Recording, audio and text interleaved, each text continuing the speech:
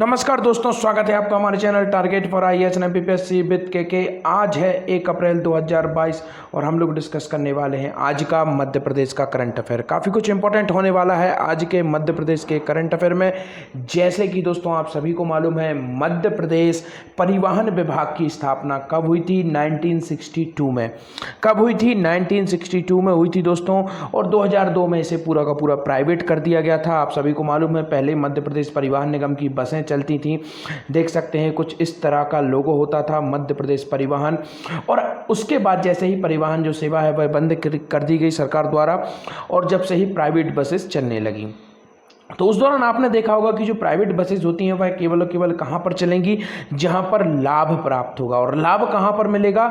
बड़े शहर हैं, कस्बे हैं, उन्हीं में अधिकतर जो परिवहन सेवा है वह उपलब्ध होती थी। परंतु अब ग्रामीण अंचलों को भी दोस्तों लोक परिवहन सेवा उपलब्ध कराई जाएगी, और इसका पायलट प्रोजेक्ट का चयन किस जिले के लिए किया गया है? मंत्रिपरिषद ने इस योजना को मंजूरी दे दी गई है।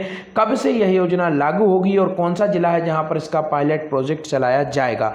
यह जो योजना है काफ़ी मील का पत्थर साबित होगी, क्योंकि इस योजना के माध्यम से जितने भी ग्राम हैं, अधिकतम ग्रामों को, अभी तो शुरुआत पायलट प्रोजेक्ट से की जा रही है, आगे जैसे ही इसको आगे बढ़ाया जाएगा और अन्य ग्रामों को भी इसके अंतर्गत जोड़ा जाएगा। तो this is the very very important part of our current affair that we are going to discuss about in this video.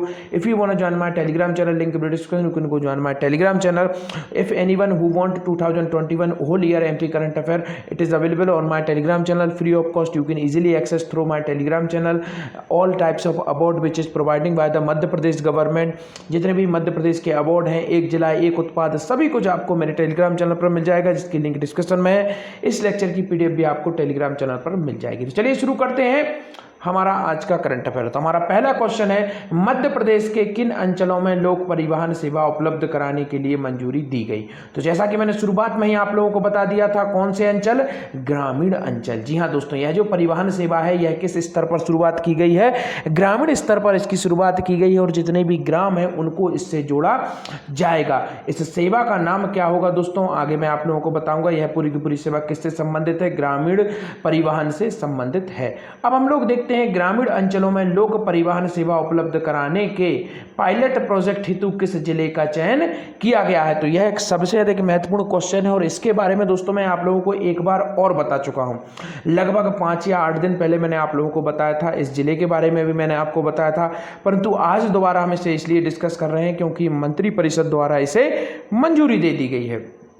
तो अब हम देखते हैं कौन सा ऐसा जिला है जिसके अंतर्गत पायलट प्रोजेक्ट हेतु चुना गया है ग्रामीण लोक परिवहन सेवा के लिए। तो आपका ऑप्शन नंबर 1 है सागर, ऑप्शन नंबर 2 है टीकमगढ़, ऑप्शन नंबर 3 है छतरपुर, ऑप्शन नंबर 4 है विदिशा। इसका राइट आंसर क्या है? विदिशा। जी हाँ दोस्तों, Vidisha is the right answer. Vidisha काफी अधिक इंपॉर्टेंट है, क्योंकि यहाँ से सांसद हुआ करते थे शिवराज सिंह चौहान जी भी। उसके बाद हमारी स्वर्गीय जो पूर्व विदेश मंत्री रही हैं सुषमा स्वराज जी, वह भी विदिशा से ही सांसद चुनकर आती हैं, और इनकी मूर्ति का निर्माण स्थापना भी विदिशा के ही संग्रहालय में किया गया है। तो इसको भी आपको याद रखना है, काफी अधिक इंपॉर्टेंट है विदिशा। विदिशा में ही दोस्तों आप लोगों को सभी को मालूम होना चाहिए गरुड़ स्तंभ है, और विदिशा का प्राचीन नाम क्या था दोस्तों? 10 आण। याद रखिए, दसाण इसका प्राचीन नाम था। तो इसको आपको याद रखना है, काफी अधिक इंपॉर्टेंट है। विदिशा का प्राचीन नाम था, और विदिशा में ही दोस्तों आपका गरुड़ स्तंभ है। इसको याद रखिए, काफी अधिक इंपॉर्टेंट है। गरुड़ स्तंभ विदिशा में ही है, और गरुड़ स्तंभ किस भाषा में लिखा गया है? ब्रह्मी लिपि में। याद रखिए, ब्रह्मी लिपि में यह लिखा हुआ है। और एक और स्तंभ आपको याद होना चाहिए, सतना के उचेहरा में, जिसे कनिंगम द्वारा ढूंढा गया था। कब ढूंढा गया था? 1873 में कनिंगम द्वारा ढूंढा गया था सतना के उचेहरा में, जिसे हम लोग भरहूत के स्तूप के नाम से जानते हैं। इसकी लिपि कौन सी है? खरोष्टी लिपि है इसकी। दोनों की लिपियों को याद रखिए। This is the very very important types of question that anyone can ask. तो इसको आपको याद रखना है, किसी भी एग्जाम में आपसे पूछा जा सकता है इनकी लिपि के बारे में। और दोस्तों भंडारकर जी थे, उनके द्वारा विदिशा में ही गरुड़ स्तंभ की खोज की गई थी। विदिशा में ही उदयगिरी की गुफाएं आती हैं, तो इसको भी आपको याद रखना है, काफ़ी अधिक इंपॉर्टेंट है। और उदयपुरी की गुफाओं की जब बात की जाती है, 5वीं सदी में इनका निर्माण किया गया था। और जब भी उदयपुरी की गुफाओं की बात की जाती है दोस्तों, तो यहाँ पर दोस्तों शंकर शाह द्वारा एक मंत्री थे, उनके द्वारा एक मंदिर का निर्माण किया गया था। पार्श्वनाथ मंदिर नाम कहा जाता है। तो इसको भी आपको याद रखना है, काफ़ी अधिक इंपॉर्टेंट हो जाता है। जाता है। सांची, सांची आपका किस जिले में आता है? रायसेन में आता है। काफ़ी लोग कन्फ्यूज होते हैं, विदिशा के पास में है, परंतु यह आता किस जिले में है? रायसेन जिले में आता है। और सांची का प्राचीन नाम क्या है? काकदार बेत। तो इसको भी याद रखना है, काफ़ी अधिक इंपॉर्टेंट हो जाता है।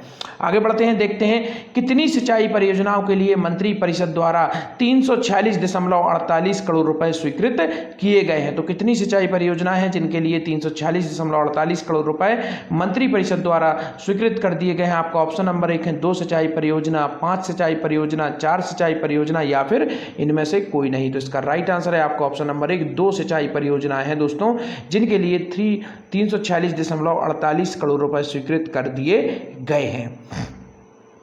देखते हैं क्या है पूरी न्यूज। ग्रामीण अंचलों में लोक परिवहन सेवा उपलब्ध कराने की मंजूरी, पायलट प्रोजेक्ट के लिए विदिशा का चयन किया गया है। 2 सिंचाई परियोजनाओं के लिए 346.48 करोड़ रुपए स्वीकृत कर दिए गए हैं। मुख्यमंत्री श्री चौहान की अध्यक्षता में हुई मंत्री परिषद की बैठक में यह निर्णय लिया गया है।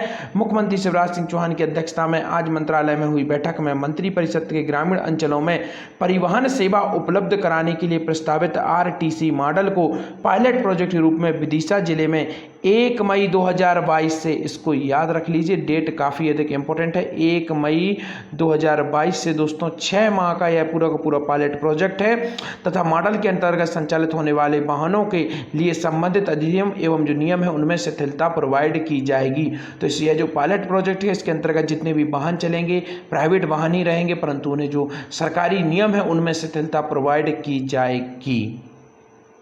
आगे बढ़ते हैं, देखते हैं सेमरिया माइक्रो सिंचाई परियोजना किस जिले से संबंधित है। तो यह काफ़ी अधिक इंपॉर्टेंट है क्योंकि शुरुआत में मैंने आपको पूछा था कितनी सिंचाई परियोजनाओं के लिए मंजूरी दे दी गई है, तो 2 सिंचाई परियोजना है और उन सिंचाई परियोजना के नाम आपके सामने है। अब यह सिंचाई परियोजना काफ़ी अधिक इंपॉर्टेंट है, तो देखते हैं किस जिले से संबंधित है सेमरिया माइक्रो सिंचाई परियोजना। ऑप्शन नंबर 1 है रीवा, सतना, ग्वालियर या फिर मुरैना। इसका राइट आंसर है आपका ऑप्शन नंबर 1 रीवा से संबंधित है और रीवा में ही 750 मेगावाट का सौर संयंत्र लगाया गया है। इसको आपको याद रखना है। इसकी विद्युत कहां जाती है? दिल्ली मेट्रो को इसकी विद्युत सप्लाई कर दी जाती है। 76% विद्युत मध्य प्रदेश में रहेगी, 24% कहां पर जाएगी? मध्य प्रदेश के बाहर जाएगी। तो इसको भी आपको याद रखना है, काफी अधिक इंपॉर्टेंट हो जाता है। रीवा का प्राचीन नाम क्या था? त्योंथर, और दूसरा नाम क्या था? भथा। दोनों नामों को याद रखिए, त्योंथर और भथा 2 प्राचीन नाम थे रीवा के, बिल्कुल भी कंफ्यूजन नहीं होना है। ग्वालियर का एक प्राचीन नाम दोस्तों पद्मावती भी था, तो इसको भी आपको याद रखना है। ग्वालियर वाली की पहाड़ी के कारण इसका नाम ग्वालियर पड़ा था, तो यह काफ़ी अधिक इंपॉर्टेंट हो जाता है।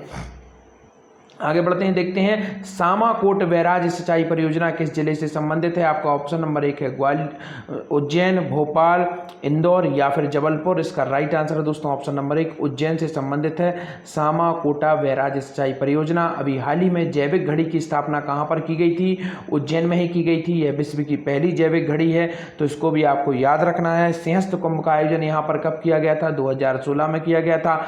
अब कब किया जाएगा इसका जवाब आप लोग देंगे, काफ़ी ईजी है, जरूर बता दीजिएगा। इसके साथ ही साथ में इसका प्राचीन नाम क्या था? अवंती इसका प्राचीन नाम था, तो इसको भी आपको याद रखना है। इसकी 2 राजधानियां हुआ करती थी। उत्तरी राजधानी कौन सी थी? उज्जैनी थी, और दक्षिणी राजधानी क्या थी? महिष्मती थी। तो दोनों को याद रखना है, काफ़ी अधिक इंपॉर्टेंट है, बिल्कुल भी कंफ्यूजन नहीं करना है। इसके साथ ही साथ आपको बता देना चाहूँगा दोस्तों, उज्जैन में अभी हाल ही में परमार कालीन शिवलिंग भी मिला था, तो इसको भी आपको याद रखना है, काफ़ी अधिक इंपॉर्टेंट है। परमार वंश की प्रारंभिक राजधानी उज्जैन हुआ करती थी, बाद में उसे हटाकर धार बना दिया गया था, और सिंधिया वंश की पहली राजधानी भी दोस्तों उज्जैन हुआ करती थी, तो इसको भी आपको याद रखना है। 1810 में दौलत राव सिंधिया द्वारा दोस्तों जो राजधानी है उसको चेंज कर दिया गया था। तो मैंने आपको शुरुआत में ही बताया था कि जो पहले राजधानी क्या हुआ करती थी? पहले राजधानी हुआ करती थी आपकी उज्जैन, उसके बाद 1810 में किसे बना दिया गया था? ग्वालियर को बना दिया गया था। और जो आपके महादरजी सिंधिया थे उनके द्वारा दोस्तों 1765 में लोकेंद्र सिंह जाट से ग्वालियर को जीता गया था, और उसके बाद से ग्वालियर सिंधिया वंश के अंतर्गत आ गया था। तो यह परियोजना है सेमरिया माइक्रो सिंचाई परियोजना, 158 करोड़ रुपए स्वीकृत कर दिए गए हैं। मंत्री परिषद ने रीवा जिले के सेमरिया माइक्रो सिंचाई परियोजना की जो लागत राशि है 158 करोड़ 6 लाख रुपए, सिंचाई क्षमता 9000 हेक्टेयर की प्रशासकीय स्वीकृति कर दी गई है। इसके निर्माण होने से 86 ग्रामों को 9000 हेक्टेयर भूमि को दाबयुक्त पाइप के माध्यम से सिंचाई उपलब्ध कराई जाएगी। अब देखते हैं नेक्स्ट, सामा कोटा बैराज के लिए 188 करोड़ रुपए की स्वीकृति कर दी गई है और यह दोस्तों 188 करोड़ रुपए 42 लाख रुपए है। इसकी सिंचाई क्षमता 6000 हेक्टेयर है। रबी सिंचाई हेतु प्रशासकीय स्वीकृति प्रदान कर दी गई है और यह परियोजना से दोस्तों उज्जैन जिले की तहसील है महेंद्रपुर, इसके 15 ग्राम पूरे के पूरे फायदा प्राप्त करेंगे। आगे देखते हैं, कंप्यूटरीकृत राजस्व अभिलेख की प्रतिलिपि मोबाइल पर किसके माध्यम से प्रदान की जा रही है? तो इसका राइट आंसर है दोस्तों आपका ऑप्शन नंबर 1, सीएम जनसेवा 181 के माध्यम से राजस्व विभाग की जो भी ऑनलाइन अभिलेख है वह प्रदान किए जाएंगे।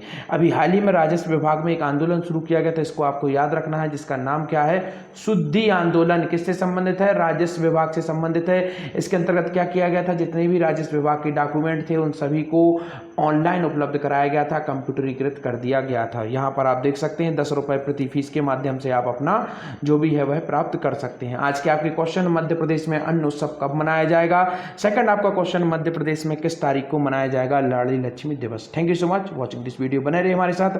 Target for IAS and MPPSC with KK। Thank you so much.